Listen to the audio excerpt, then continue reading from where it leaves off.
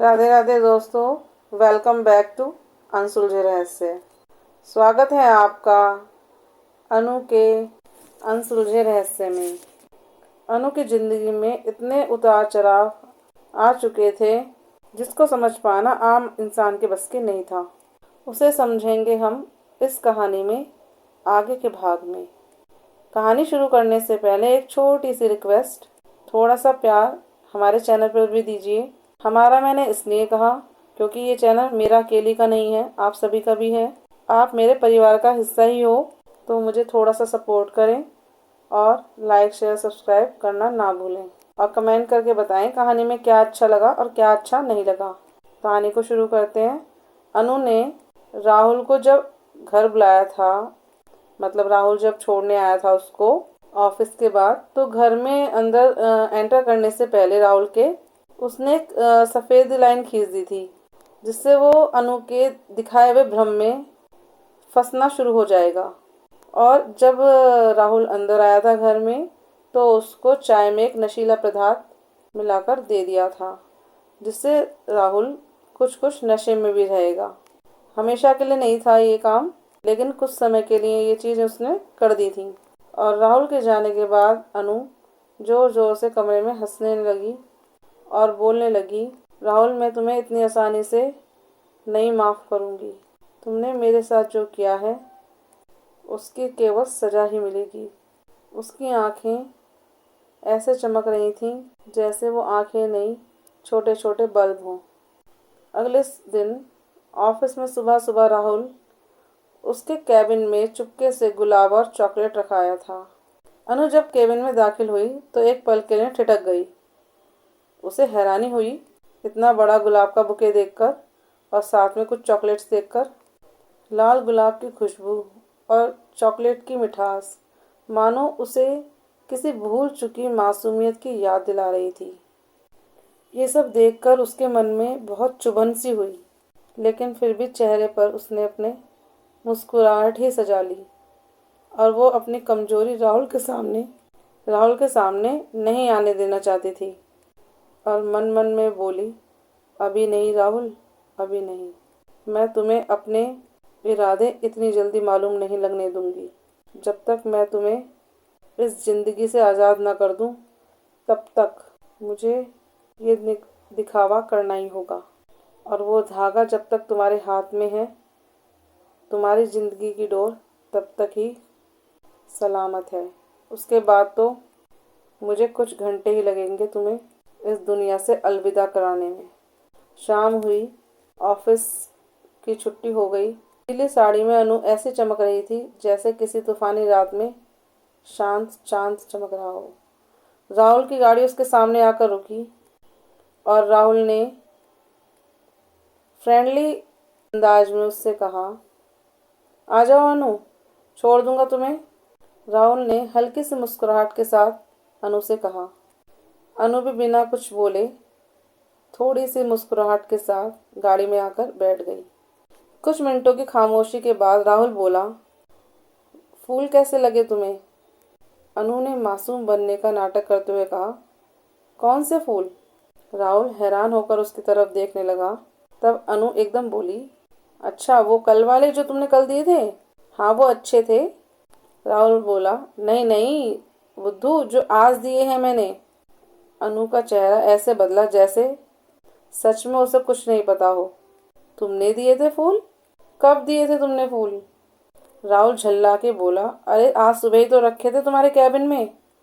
अनु ने अपने सिर पे हाथ मारा और बोला, ओ, वो तुमने रखे थे? मुझे लगा किसी के गलती से यहाँ डिलीवर हो गए हैं, तो मैंने तो उन्हें कूड़े में फेंक दिया। ये सुनते ही राहुल ने एक झटके से ब्रेक लगा दिए और अनु की तरफ देखते हुए बोला, क्या? तुमने वो कूड़े में फेंक दिए? यार, कैसी हो तुम? इतने प्यार से लेकर आया था मैं। राहुल के चेहरे पर एक सच्ची तकलीफ नजर आ रही थी, जिसे सुनकर अनु के सीने में एक पल के लिए फिर से वही चुभन उभर आई। जब उसने फूल देखे थे तब उसके दिल में चुभन हुई थी, वैसे ही चुभन उसको दोबारा हुई, लेकिन उसने खुद को शांत करते हुए कोई रिएक्ट नहीं किया। फिर राहुल दुखी मन से ड्राइव करने लगा। अनु ने चुपके से अपने बैग में से वो फूल और चॉकलेट उसके सामने कर दी। राहुल की आंखें फैल गईं और उसने गाड़ी फिर रोकी और अनु की तरफ देखने लगा। अनु उन फूलों से खेलती हुई और चॉकलेट को खाती हुई बोली, यही थे क्या? तो राहुल मुस्कुराकर बोला, अच्छा, मैडम मुझे सता रही थीं। और राहुल बोला, बहुत बुरी हो तुम।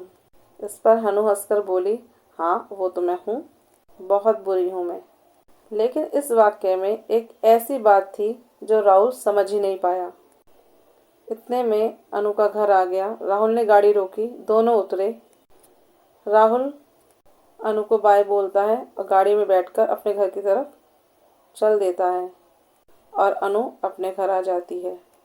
घर में अंदर आते ही फूल और चॉकलेट फर्श पे फेंक के मारती है और चीखती है बहुत बुरी तरीके से, आखिर कब तक मुझे नाटक करना होगा? कोई तो रास्ता निकालना होगा मुझे इस राहुल के लिए, और नहीं कर सकती मैं ये दिखावा। फिर अनु शीशे में जाकर खड़ी हो गई और खुद को निहारने लगी। उसकी आंखों में सिर्फ नफरत भरी हुई थी और एक दुख, पता नहीं मुझे कब तक ऐसा करना पड़ेगा। राहुल का वो रक्षा कवच मुझे तोड़ना ही होगा, उसके लिए कोई रास्ता मुझे ढूंढना ही पड़ेगा। अनु बुदबुदाई। कमरे में अचानक ठंडी हवा का झोंका चलने लगा। खिड़की की चटनी अपने आप हिली, मानो कोई अदृश्य शक्ति उसको सुन रही हो। रात के 12 बजे थे। राहुल अपने कमरे में करवटें ले रहा था।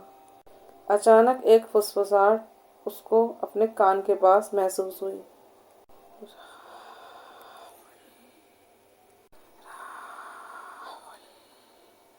राहुल एकदम चौंक के बैठ गया और चारों तरफ देखने लगा। उसे एक सामने जो आराम चेयर होती है उस पर कोई बैठा हुआ नजर आया और आराम चेयर पर वो झूल रहा था। राहुल डर के सिकुड़ कर बैठ गया और उसकी तरफ देखता ही रहा। फिर अचानक वो परछाई उस चेयर से उठी और राहुल की तरफ धीरे धीरे बढ़ने लगी। राहुल उसकी तरफ ध्यान से देख रहा था। वो परछाई बढ़ते हुए झपट के राहुल के पास आ गई, जिससे राहुल ने अपनी आंखें एकदम बंद कर ली। फिर कुछ पल बाद उसने आंखें खोली तो वहाँ कुछ नहीं था। ये सब अनु के माया जाल की शुरुआत थी, जो राहुल के आसपास बुना जा चुका था। वो राहुल के ऊपर सीधा अटैक नहीं कर सकती थी, लेकिन वो उसे अपने माया जाल के घेरे में ले आई थी। अगले दिन संडे था। अनु का मन बेचैनी से इधर उधर भटक रहा था। वो सोच रही थी, आज किसी भी तरीके से मुझे उस धागे को तोड़ना ही होगा। उसने सुबह सुबह राहुल को मैसेज किया, अगर तुम बच्चों के लिए कुछ करना चाहते हो तो 12 बजे तक आ जाना, मैं घर से 12 बजे निकल जाऊंगी। फिर उसने एक काम वाली को अपनी हेल्प के लिए बुलाया, जो नीचे पड़ोस में काम करती थी, और उसे सारा काम समझाया। जब वो काम वाली अनु के साथ मिलकर काम कर रही थी तो काम वाली ने अनु से पूछा, आप कुछ ज़्यादा परेशान लग रही हैं, क्या मैं आपकी कोई मदद कर सकती हूँ? तब अनु के मन में एक विचार आया कि क्यों ना मैं इसके जरिए राहुल का वो धागा तुड़वा दूँ, क्योंकि उस धागे को मैं तो नहीं छू सकती, लेकिन ये तो छू सकती है। फिर बस क्या था, उसने एक प्लान बनाया। उस काम वाली को सारी चीज़ें समझा दी। काम वाली को कुछ पैसे भी दे दिए एक्स्ट्रा कि ये बात किसी को नहीं बतानी है। फिर अनु और काम वाली दोनों मिलकर खाने की तैयारी करने लगे। लगभग 10 साढ़े 10 बजे तक उनका सारा खाना बनकर तैयार हो चुका था। जैसे ही उनका खाना बनकर तैयार हुआ तभी उनकी डोरबेल बजी। अनु ने दरवाज़ा खोला और सामने राहुल खड़ा था। राहुल मुस्कुरा रहा था। अनु ने बोला, इतनी जल्दी? राहुल बोला, पता नहीं तुम लड़कियों को क्या हो जाता है, टाइम पे आओ तो प्रॉब्लम, लेट आओ तो प्रॉब्लम। अनु बोली, नहीं नहीं, तुम जल्दी आए हो अच्छी बात है, पर मुझे उम्मीद नहीं थी तुमसे। फिर राहुल बहुत सारा सामान अपने हाथ में लेकर उसके घर में एंटर हो गया। अनु बोली, ये सब क्या है? राहुल बोला, ये उन बच्चों के लिए कुछ उपहार हैं जो मैंने अपनी तरफ से लिए हैं। अनु बोली, बहुत अच्छी बात है, ये सब तुम उनको खुद से गिफ्ट करना। अनु के दिमाग में तो बस उसका प्लान चल रहा था, जिसके चलते वह फटाफट से किचन में गई और राहुल के लिए चाय बनाकर लाई। राहुल को चाय देते हुए उसके पीछे काम वाली खड़ी थी, उसको इशारा करते हुए वह फुसफुसाई, तैयार रहना, जैसे बताया वैसे ही करना है। राहुल धीरे धीरे चाय पीने लगा और चाय पीते ही कुछ मिनट में उसका सिर भारी होने लगा। चारों तरफ की दीवारें जैसे लहराने लगी हों और फर्श उसको अपने नीचे से खिसकता सा महसूस होने लगा। अचानक राहुल चक्कर खाकर धड़ाम से नीचे गिर गया। घबराकर अनु उसके पास आई और उसको हिलाकर बोलने लगी, राहुल क्या हो गया तुम्हें? अचानक कैसे चक्कर आ गया तुम्हें? उठो राहुल उठो। वो उसके बेहोश होने पर दुख दिखाने का नाटक करने लगी। उसने पानी की कुछ छींटें उसके मुंह पर भी डाली, लेकिन कोई फायदा नहीं हुआ। लगभग 5 से 7 मिनट बाद राहुल को होश आया। तब अनु ने दुखी होते हुए कहा, क्या हो गया था तुम्हें अचानक? तुम ठीक हो ना? राहुल बोला, मैं ठीक हूँ, कई बार ऐसा हो जाता है, मैं इतनी जल्दी नहीं उठता हूँ, क्या पता आज मैं बहुत जल्दी उठ गया हूँ, इसकी वजह से मुझे थोड़ा सा हेडेक हो रहा होगा और जिस कारण मुझे चक्कर आ गए। अनु बोली, तुम साथ चलने को रहने दो अगर तुम्हारी तबीयत ठीक ना हो तो। राहुल बोला, नहीं नहीं, मैं बिल्कुल ठीक हूँ, अब फटाफट चलो तुम। दोनों गाड़ी में बैठे और आश्रम की तरफ चल पड़े। सड़कें सुनसान थी और हवा में एक अजीब सी ठंडक थी। दोनों 10 से 15 मिनट बाद आश्रम पहुंच जाते हैं और आश्रम पहुंचकर वहाँ की केयर टेकर से मिलते हैं, जिनका नाम था मिस अंजलि। और अंजलि से मिलकर अनु सारी बातें बताती है कि वे बच्चों के साथ थोड़ा सा समय बिताने के लिए आए हैं और बच्चों के लिए कुछ गिफ्ट्स भी लाए हैं। अंजलि खुश होते हुए बोली, ये तो बहुत अच्छी बात है, अगर आप जैसे लोग समाज में होंगे तो इन बच्चों को कभी भी अनाथ होने का एहसास नहीं होगा। और फिर अंजलि जो बच्चों की केयर करती है उस महिला को बुलाती है, जिसका नाम रोमा था। और रोमा को बुलाने के बाद अंजलि उनको सबको समझा देती है कि इन दोनों को बच्चों के पास ले जाओ। फिर अनु और राहुल अपना अपना सामान उठाकर बच्चों की तरफ चल देते हैं। लगभग 30 से 40 बच्चे थे वहाँ पर और अनु को और राहुल को बहुत सारा सामान लाते हुए देखकर बच्चे बहुत खुश होते हैं।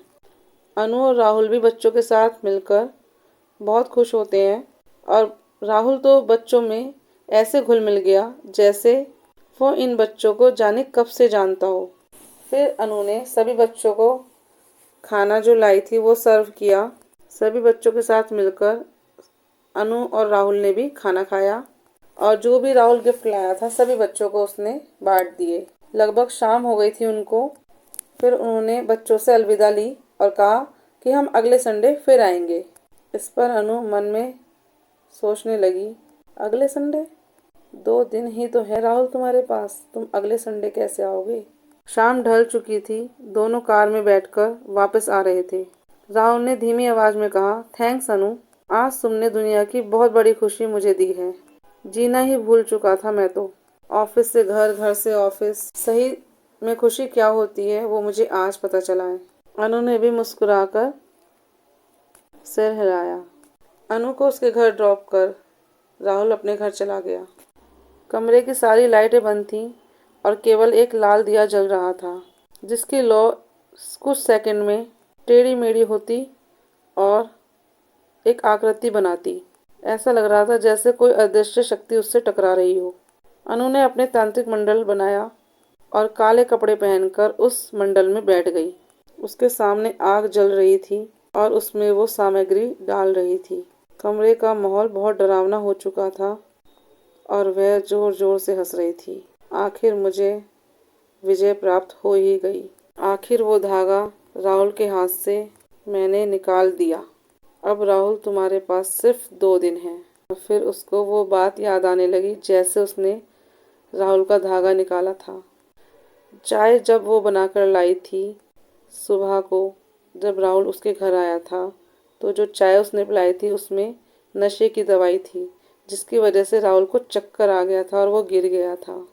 जितनी देर राहुल बेहोश रहा तब तक काम वाली ने उसका वो धागा काट कर नया धागा वहाँ उसकी जगह बांध दिया था, जिससे राहुल को किसी भी तरह का कोई शक ना हो।